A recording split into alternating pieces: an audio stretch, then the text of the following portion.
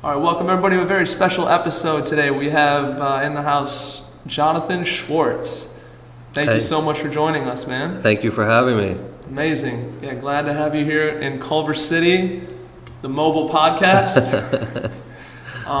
Thank you for making the time, man. It's wonderful to make the time to people who want to send the right message out to the world. So thank you for giving me the opportunity through your platform. Absolutely, man. Absolutely. So I always like to start things off just with a little bit of history. So tell us, where you're from, where you grew up. Sure. I grew up in the Catskill Mountains, upstate New York. Okay. I call it the Borscht Belt. Okay. Born and raised in Monticello, New York. Mm-hmm. Beautiful place. I was born in 1969. So it was a great place in the 70s and 80s to be raised. It's Woodstock, right? Woodstock. Absolutely, it's Woodstock. A sign. It's definitely a sign. As I'm sitting here talking to you from a place I went to rehab, yes, it's definitely a sign. But it was a beautiful place to grow up, all kidding aside. Loved it, loved New York, loved what it had to offer me at that time. I don't remember my childhood at all, unfortunately, but the things I do remember about the Catskill Mountains, the greenery, the close-knit small group of people that you allow in your life, are some of the people that stuck by me through these difficult challenges I'm facing now, and I'm truly appreciative to those that helped me grow as a person, as a young boy, and that literally are not judging me today as a 47-year-old man. But no, it was a great place to be raised. From there, I did a lot of moving around because I was raised by a single mother since age 4. My father abandoned us for a life of drug dealing, drugs, and gambling. Didn't really have a relationship with him. Went on to college in Long Island for a freshman year, CW Post, transferred there to SUNY Albany, and from there finished at San Francisco State because at the time my mother was living in San Francisco, and I needed to get away from sort of the fraternity scene. I was gonna ask, usually when we got somebody like in our family, like a parent that's run a wild, that rubs off on us, right? Absolutely. So were you I'm imagining you with like kind of the wrong crowd, right? Actually, the irony is I really was with the right crowd. But what's consistent throughout my whole life is that I lived a double life. Meaning the wrong crowd was not something that I surrounded myself with. I always surrounded myself with really good quality people. But I was physically and emotionally abused by my mother. And very few of my friends that I surrounded myself with saw that.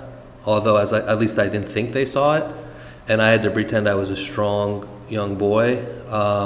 As I've come to learn, my best friends still from childhood shared with me that they all knew that I was physically and emotionally abused, and how I turned out the way I did before all of this came about was a total shock to them, given the environment and the lack of nurturing that I received. I didn't have a strong relationship with my mom either.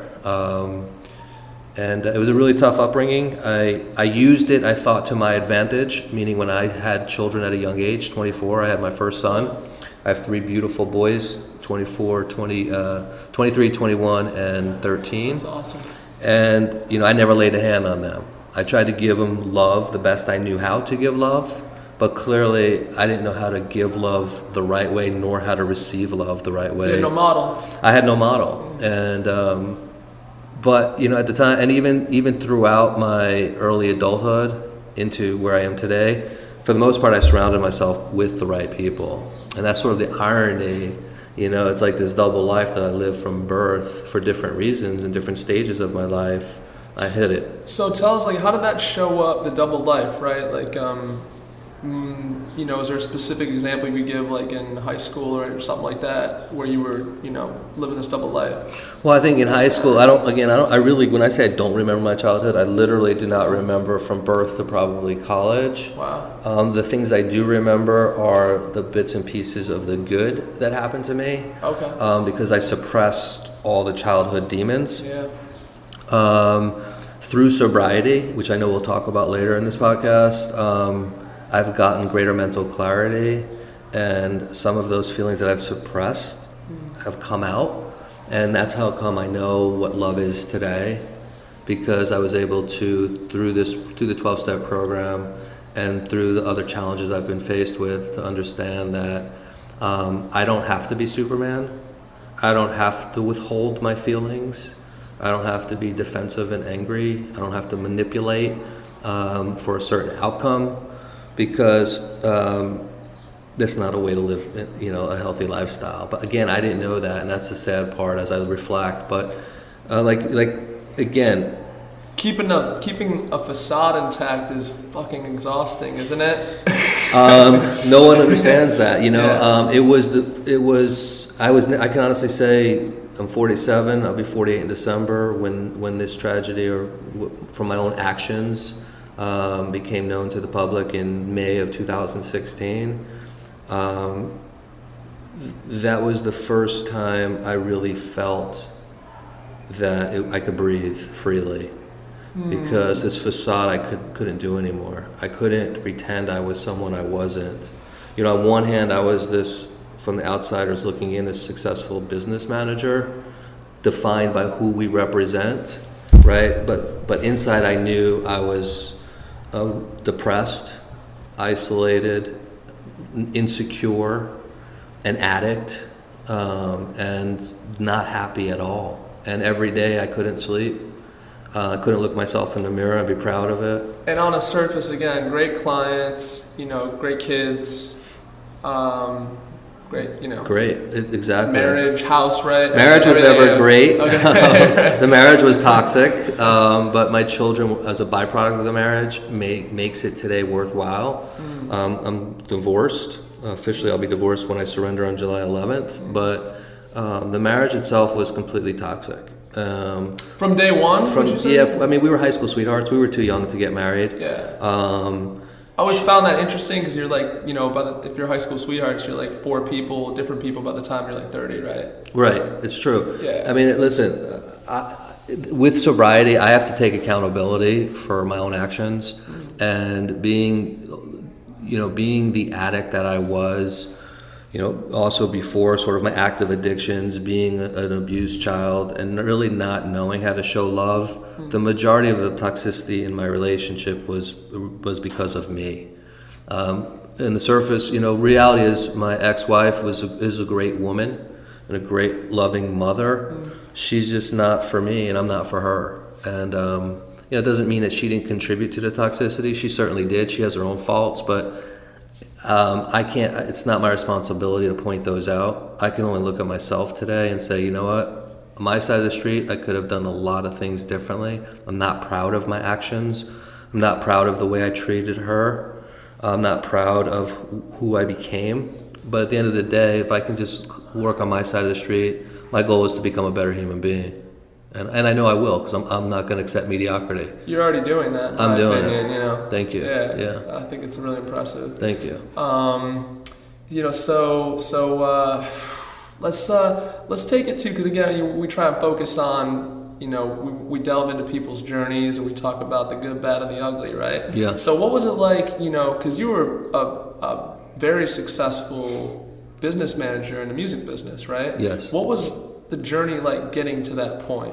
Let's talk about that. Yeah, I think it goes back to what I said earlier about like learning from a negative and trying to always turn it into a positive, right? So by having feelings of tremendous insecurity and low self-esteem as a result of my upbringing, as I said earlier, one is I knew I wanted to be a better parent than my mother or father were to me. Not having a lot growing up, I knew I wanted a bigger drive and more for myself. I was never really driven by money in terms of that's what brought me happiness, because clearly I was making money in my prime, but I was miserable.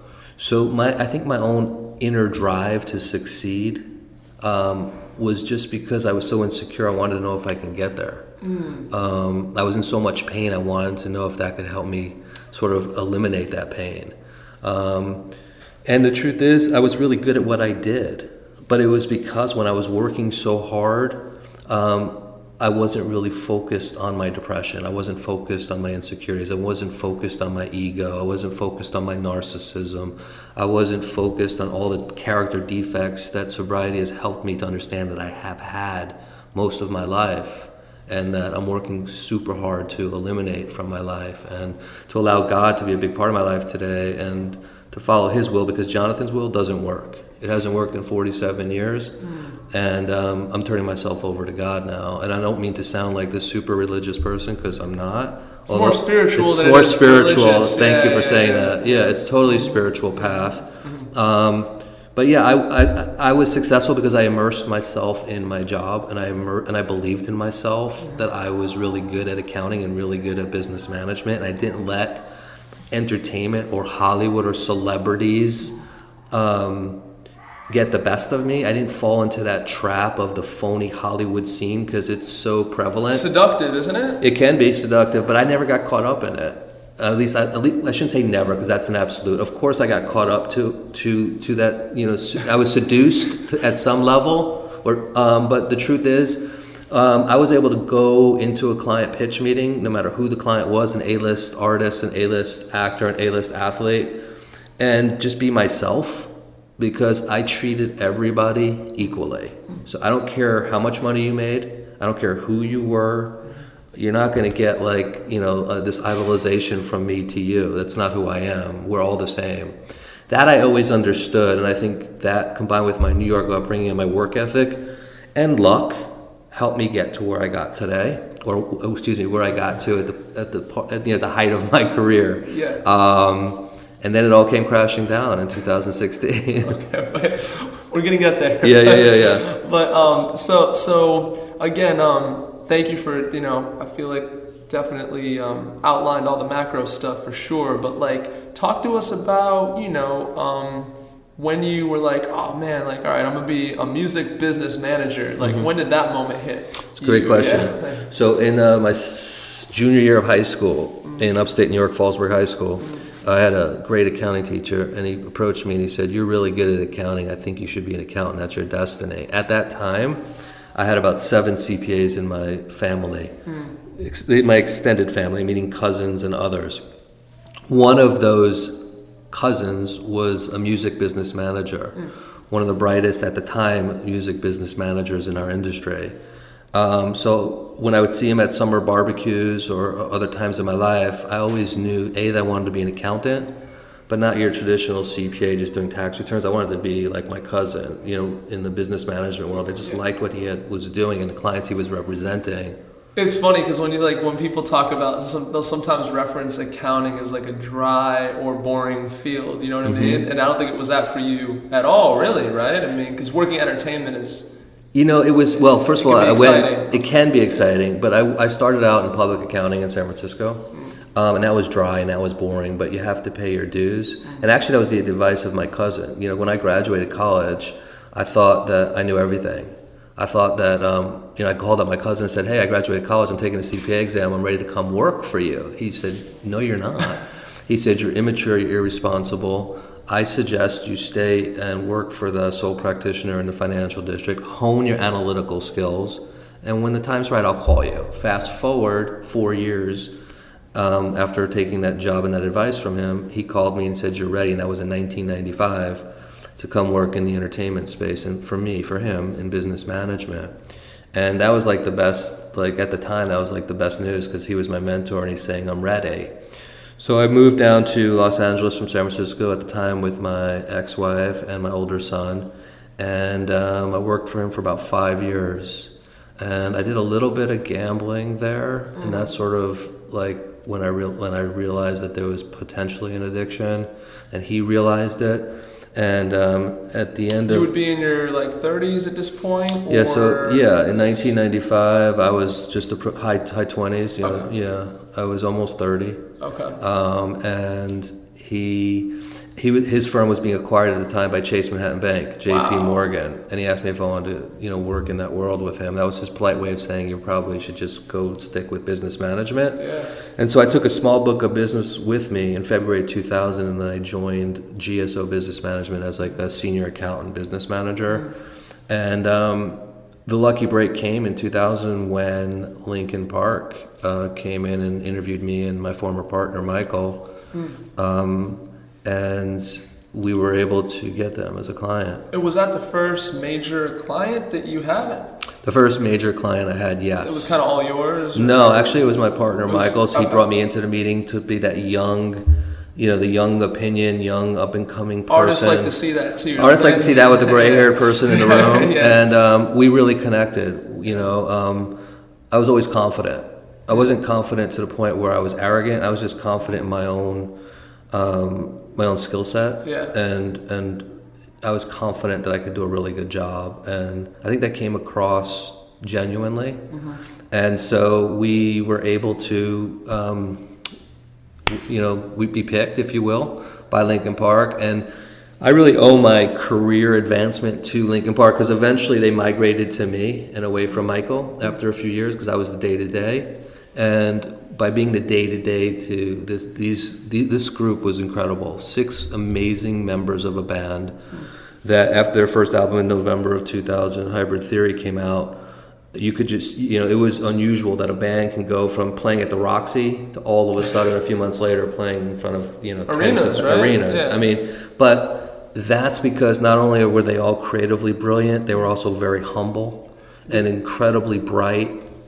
I find too, like the relationships within the band, right? The dynamics, keeping that healthy is key. So I've seen, you could attest to this, but I've seen that dynamic go toxic when the more money that starts coming in. Mm-hmm. Have you seen this yourself in artists? Oh, 100%. Right. Absolutely. The pressures mount, reality sets in, they're all getting older, and toxicity can internal band conflict can arise. I don't want to say too much about Lincoln Park because it's not fair to them. No, yeah, I was speaking about but in general, we're talking in general. In general, other big artists, absolutely, you have to name that. See it all the time. Absolutely, that happened. 100%, 100%. Yeah. And the one thing that I always advise clients is, if you could stay as humble as you are when you first meet me as a new artist, and you get the fortunate break to become an established, successful artist, if you're that humble. Fast forward into the future as you were when we first met, that's likely one of the main reasons why you're successful. Because many artists, they don't keep that humility and they allow their egos to overcome not only who they are as people, but their creativity. And just in closing on Lincoln Park, I have so much respect for their careers and them individually. They are, in my opinion, they are the most incredible human beings first and foremost that I was blessed to ever get to know, and then to watch from afar the creative geniuses that the 6 of them are and how great they are as a collective unit. And I think we're seeing that, today, 40, 50 million albums or so later. Absolutely. And talk about adversity. I mean, they got passed up by like every label. They changed their band name like 3 times, right? Well, resilience, right? Yeah, exactly. They had tremendous resiliency. And that goes back to what we talked about earlier with respect to me, is that confidence, the air of confidence. You need to be confident, not arrogant, to succeed in life. Yeah. You need to believe in yourself. And you have to accept rejection. And I think that's an important part of life, not specific to the entertainment space. Absolutely. We're in order to succeed, you have to fail. Many times, usually. If it's one time or multiple times, yeah. As long as you don't take it personally, if you take it personally and you handle it the right way and the mature way, and you still have that drive and resiliency, you're going to be successful. How one defines success, that's an individual thing. And I've never let success define me by what people think or how they judge me. I feel like success in LA, and that's why I'm debating like leaving LA. I just feel like it's in the air. It's the house, it's the car. I can relate to that. Yes, absolutely. It's sad, but it's a sad reality of LA, and I hate to stereotype, but listen, at the end of the day, I was a glorified accountant, a glorified babysitter, okay? I was an integral part, a business manager is an integral part of an entertainer's life. Absolutely. But we have to realize we're just a member of a team. We're not the reason why, for the most part, the artist or the client's successful. That comes from within. And their team is really important, whether it's the team consisting of the business manager, the personal manager, the agent, the lawyers. I would suggest, and I have suggested along when I was practicing, is to a young artist, established artist looking for change. Surround yourself with a great team, because it's half the battle. You can't. This is a very complex environment and society we live in today, and in order to live, you have to simplify it. And part of that simplicity and simplification is taking the worry away from areas that you're not an expert in. So, as an artist, you're not an expert in business management. So go out and find the best business manager. You're not an expert in the entertainment law. Procuring various deals and how to structure those deals. Go out and find the best entertainment lawyer or law firm, and so on and so forth. Because most of us sitting on the professional side of the table, we wish we could be as creative geniuses like you and do what you do, but we can't. And I never professed that I could, nor did I want to. And so just surrounding yourself with a great team is part of the battle. Humility, being humble. Great variable and component to have towards success. It makes you want to work harder for somebody too, doesn't it? When somebody's humble versus the opposite. Well, no question. And you know what? The truth is, we can't do this for thank yous. Right. Because at the end of the day, we work for them.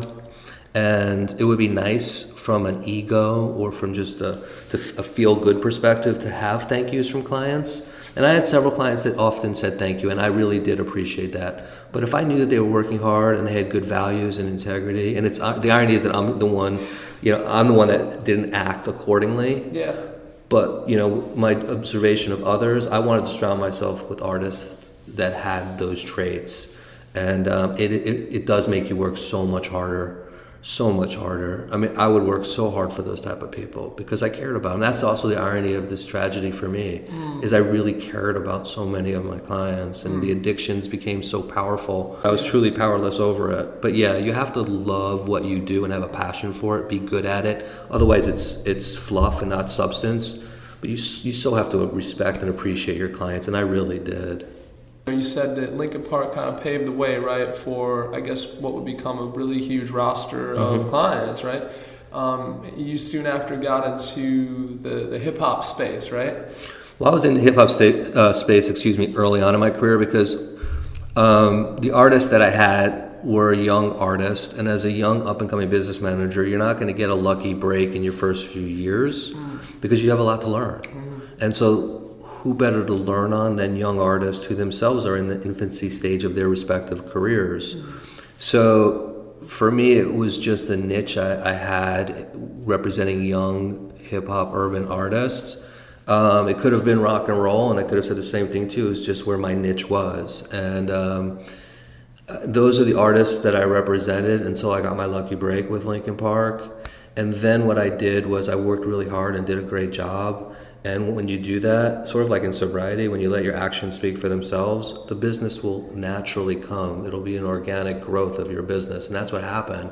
If you just do a good job and you just focus on what your responsibilities are, success will find you. And I got lucky, and that's what happened. And, after Linkin Park became client A, client B, client C, and before I knew it, in 2013, I was probably 2014, I had definitely a top 5 business management practice defined by who your clients are. I always said and will always say, people aren't picking up the phone because Jonathan Schwartz is calling. They pick up the phone because Jonathan Schwartz represents client A, B, or C. Rihanna or whatever. Whoever it is. Whatever A-list client there is, yeah. Yeah, and you know what, and that was okay, I accepted that. And that's why, again, the whole thing is I was really good at what I did. Like, I never expected anything back. The people who I thought would be there for me through thick and thin were not there for me. But it's not because they're bad people, it's because I disappointed them. I'm someone that they looked up to.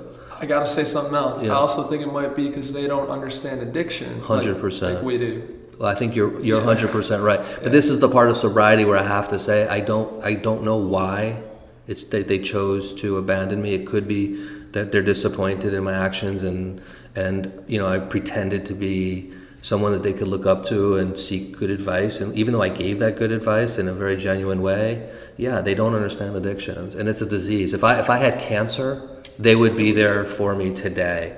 But because I had a gambling addiction, a cocaine addiction, a marijuana addiction, that's viewed, unfortunately, so negatively upon in our society. And you would think in the entertainment space it wouldn't be the case. Yeah. But unfortunately it is. Because you can't see the circuitry in the brain, man. You know what I'm saying? It's like we're wired a certain way as addicts. Correct. Correct. Nobody sees that. Well, it's funny because I don't want to fast forward, but at sentencing, one of my former partners said, well, he could have stopped because he is an addict. The addicts in the room are like, really? You think that we could just stop from our addictions? In fact, it's funny, and I won't mention his client's name, who's one of the number one artists in the world today, has recently come out with a mental illness and addiction. I'm curious to ask them one day, have you ever said to her, how come you didn't stop? You should have just stopped, right? This is the hypocrisy that goes on and the judgment that people pass on to others without really knowing the struggle that others are going through. And I think that's really sad because I've always had empathy and compassion for others, even when I was an active addict, but even more so today because I've encountered so many addicts today, so many people with mental illness, so many people with life challenges that you can't judge a book by its cover. Do you know their story? Maybe you should get to know them before you pass judgment. You don't have to like them, but gossip is a real sin in God's eyes. We shouldn't be gossiping. We should just be speaking the truth. And if the truth is you don't like someone, that's okay.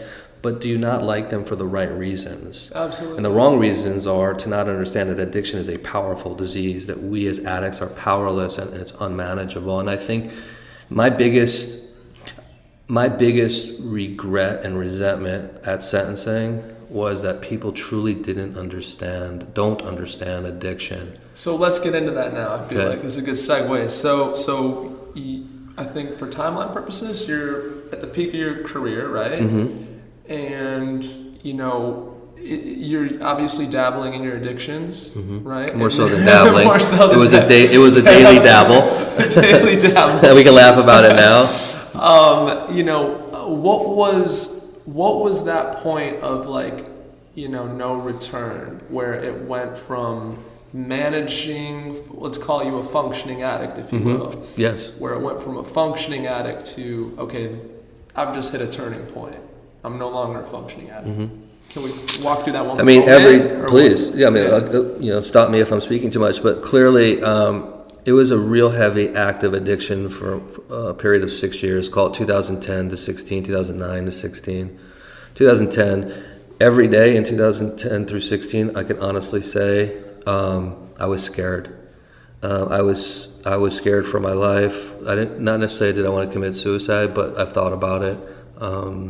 Can we be specific about the addictions too? I think sure. Gambling. So gambling is the main addiction. Gambling was the main addiction. I literally would call up my bookie and bet on sports every day.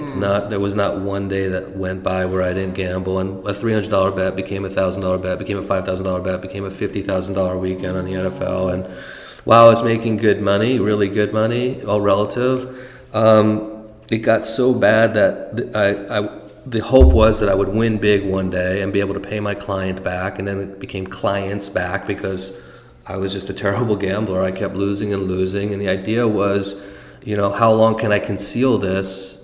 The hope was until the clients got paid back, right? And then I realized it got so bad that there was just no way I could ever win that kind of money and pay my clients back. And I would say at the end of 2015, sometime in early 2015, gambling became cocaine. And cocaine. What do you mean by that? Meaning I added on to my addictive personality by incorporating cocaine into my daily usage. And marijuana was always a part of my life, even in high school, but I never thought of it as a real addiction, but it is. I've learned that it is. But gambling was the number one disease, but my life, I think I have a heart condition. In 2010, I had a stent put in my heart. So who am I to... That's literally risking your life. And subconsciously, I've learned that I was really trying to kill myself because there were nights where I'd sweat all night and wake up in sheets that are soaked, and I was probably I couldn't take it anymore. The pressures were mounting, the fear of being caught, the way my children. Sad. Yeah, take your time.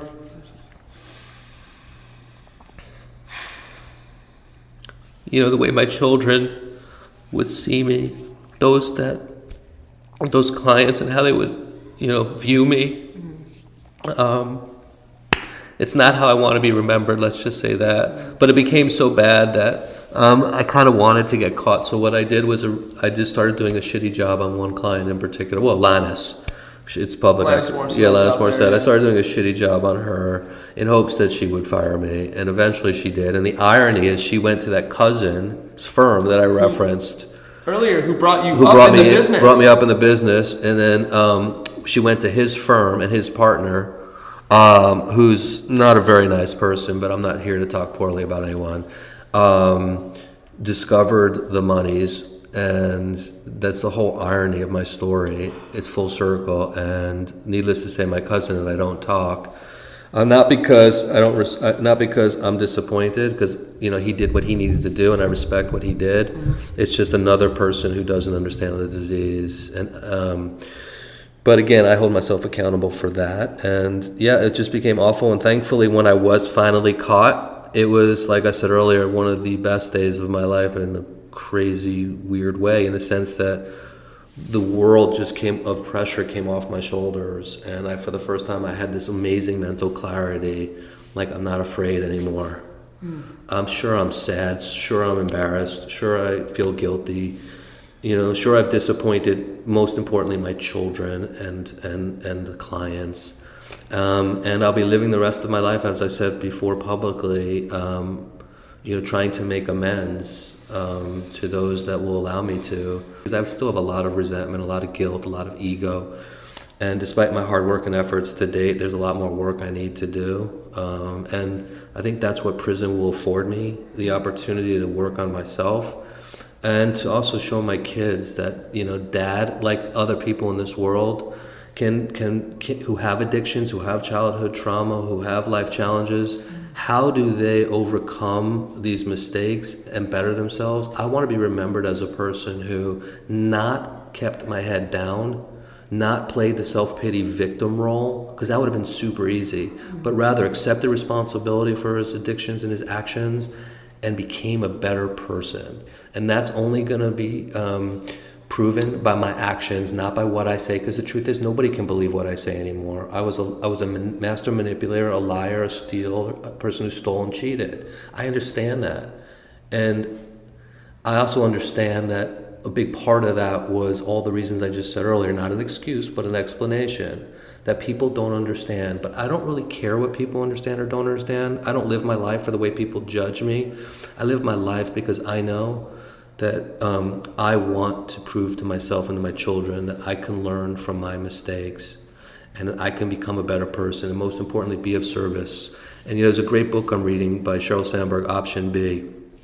And one of the quotes that she has in the book, not by her, but she credits someone else, is, if you have a why to live, then you can bear the how. And my why is myself, my three beautiful boys, and my fiance right now, my mother who's dying from stage 4 lung cancer. I want to be there for her. I hope she survives my imprisonment and I can come out and really, these are the people in my life who have given me unconditional love, and those are my whys, and I can bear the hows. Okay, I've done harm. It's time for me to do the right thing. And I'm dedicated to being there for people. When I come out, I want to lecture. I want to write a book. I want to write a memoir about my life struggles, and I want people to use it, much like I'm using Sheryl Sandberg's book, as a tool to rise above, to show resiliency, and to not keep your head down. Like so many people in this rehab who keep their head down because they're at a rehab center and they want to play the self-pity. Keep your head up. There's a lot of whys. Keep your head up, and I feel like that's my calling. But before I can do that, I need to work on myself, and I need to improve myself, and that's my goal, my number one goal while I'm away. That's beautiful, man. Yeah. I feel like you're turning your mess into a message that can benefit other people's lives, and so in a sense, it's like a full circle thing where you said you had this rough upbringing, but it drove you or something. You used it to your advantage. I feel like you're using this now to your advantage and the advantage of others. So we commend you for that. Well, thank you for saying that. It means a lot to me, and I will say that there's no question in my mind that we talk about I have the confidence and that this is my calling, and that I will really help countless lives in this world when I come out. And that I'm so motivated to help those people. I really, really, truly am. And coincidence is God's way of remaining anonymous. And this is no coincidence that I've come full circle in my life. Well, I feel like you had a lot of you had a lot of wounds, you said, that you kind of didn't address, right, from your upbringing. And sometimes when we don't look at those wounds, they can spill over in unhealthy ways, right? So I'm a big therapy guy. Yes. Pro therapy. Yeah, absolutely. Because what you don't know can kill you. Well, here's the key to that. Yeah. I'm a big therapy guy. I've been in therapy most of my life. The problem is those childhood demons could never come out. Plus, when I was an active addict and the therapy was more marriage counseling, I could never open up and share that I was an addict because, so I was lying to my therapist, lying to my ex.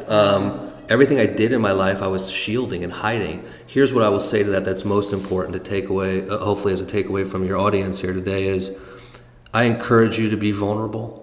I encourage you to not withhold. I encourage you to not cry. I encourage you to cry, because I cry every day. I'm vulnerable as I sit here today and had moments of tears throughout this podcast. Because I've learned that withholding got me nowhere. I was afraid to share and be vulnerable because I thought that was a sign of weakness. But you know what? Had I had the strength and the courage to be vulnerable before 2009 and 2010, I wouldn't be sitting here and talking to you today. I probably could have sought help a lot sooner, and I didn't have to hit rock bottom to get the help I needed. And I'm so happy that in today's life, in society, we do now encourage vulnerability thanks to Brene Brown. It's growing. Yeah. And we do encourage people to share their feelings and to cry and to not judge those people as weak but strong. And I tell you what, when I hug my 13-year-old, soon to be 14-year-old, and I give him a big kiss and he cries and I cry, it's just, you can't get a greater feeling and connection to someone. And one day I know my two older boys will talk to me and we'll be able to hug and cry, but again, I have to show them that daddy has taken the right actions because they have a right to be disappointed in what I've done. Yeah. So. And actions speak louder than words. Especially coming from someone like me. No, addicts are very good with words, I feel like. We're good at manipulating an outcome, but I don't want to manipulate anymore. No. I just want to be real. I see you there in your marriage counseling, with all this bottled up shit. My God, there's so many. There's so many things I could tell you if we had a year to just talk nonstop. I would just say, wait for my book. I'll put it out there. Do you got a title for the book yet? Yeah, so far the title is called 19 Pairs of Prada. Now, why 19 Pairs of Prada? Because at my sentencing, my ex-wife was sitting along with my middle son on the side of the government, and she lied. She committed perjury throughout family court this year and also lied in criminal court. That I bought 19 pairs of Prada.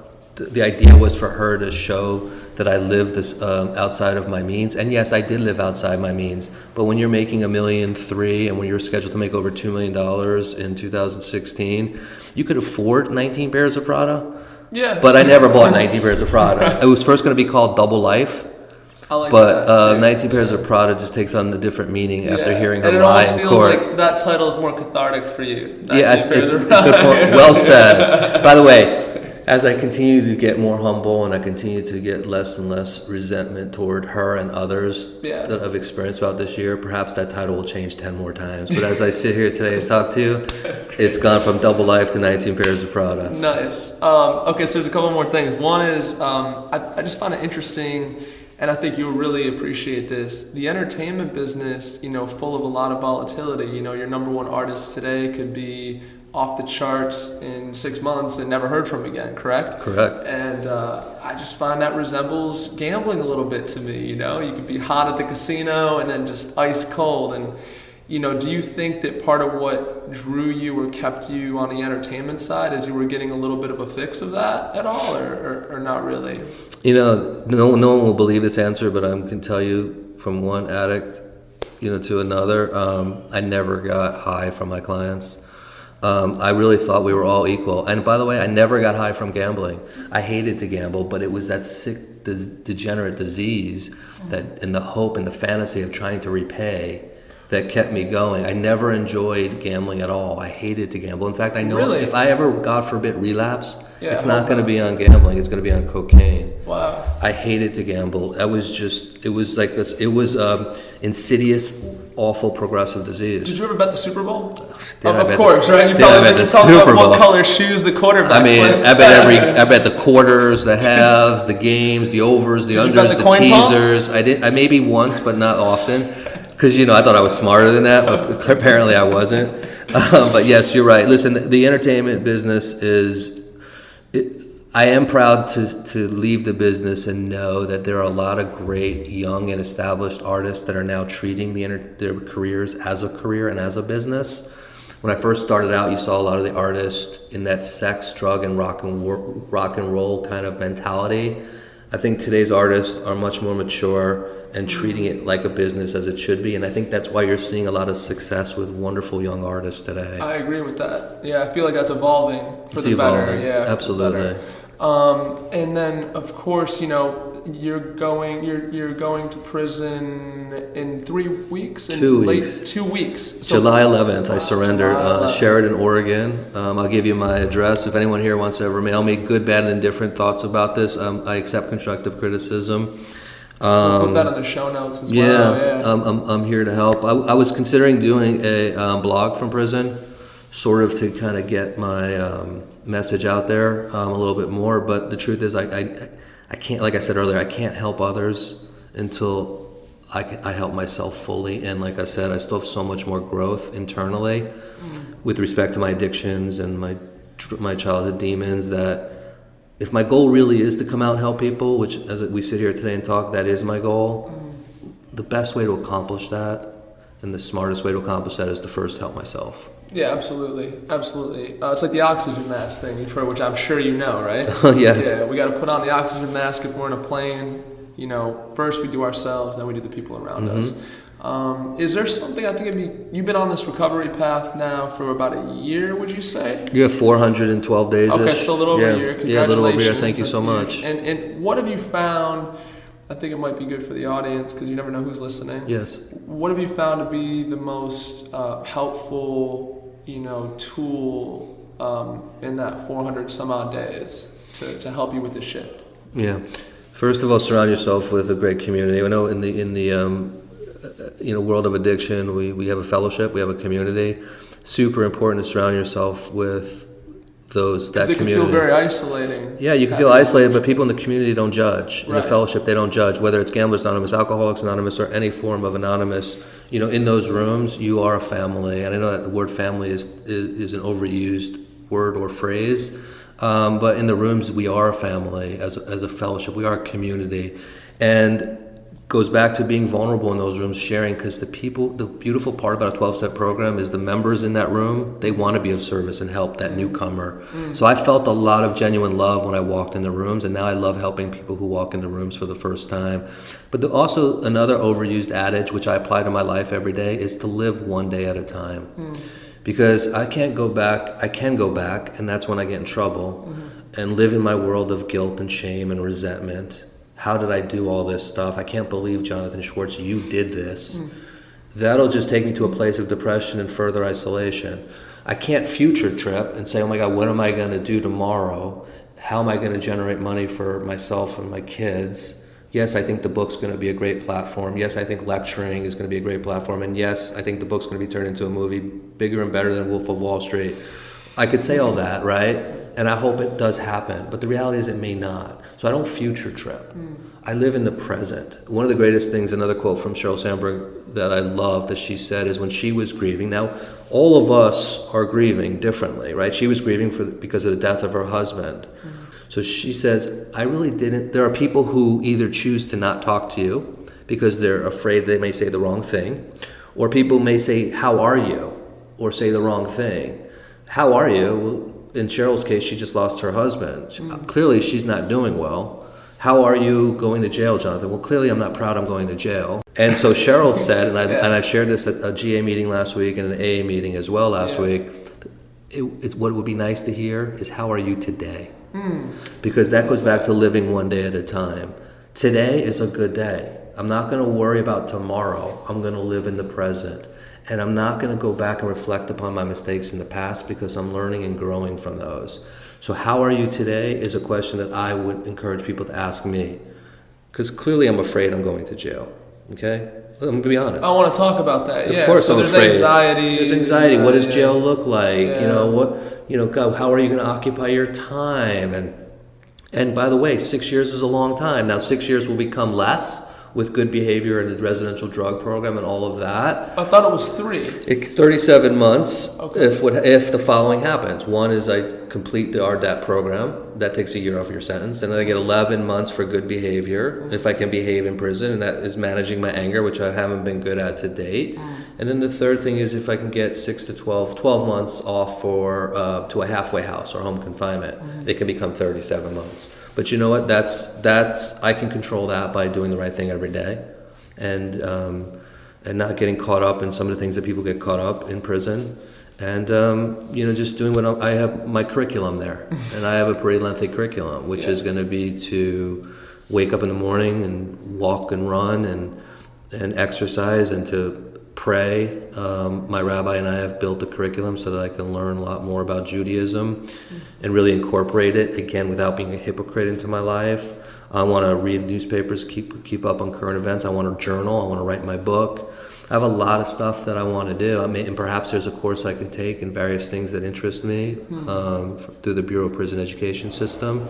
But that's a lot to keep myself occupied, and hopefully I can do that. And again, because I have a reason, I can. There's a why to live for, and I compare it to the house. That's the house. That's how I'm going to live for the whys, by doing all those things and occupying my time. Because you and I know, as an addict, if we isolate, our heads are not healthy, and I don't want to be in my head because I don't have a healthy head. No. So I have to put myself in the right place, and that's by following God's will. I was going to say what's interesting, what you said a little earlier about how you come into rooms of, recovery, and you said it's about the people around you, right? And even in entertainment business, you said, the artist needs a team. Mm-hmm. So there's just an overarching point here to just living. Like we need support. We can't do it alone.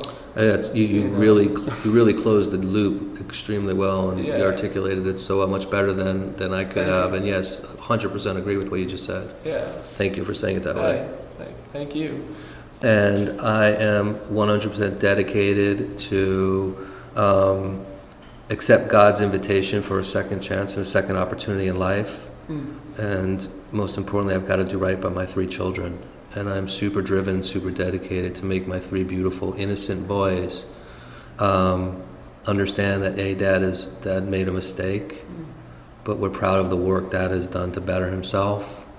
And just know that I'm here for you boys, and I love you very much, and I'm sorry for all that I've done. Tell us, what advice would you give to your 18-year-old self? I wish you would have known. I wish you were smart enough to understand that there is a support group out there and there are resources to go and ask for help, whether at that time it was just your childhood demons or a little bit of gambling addiction or other things in your life.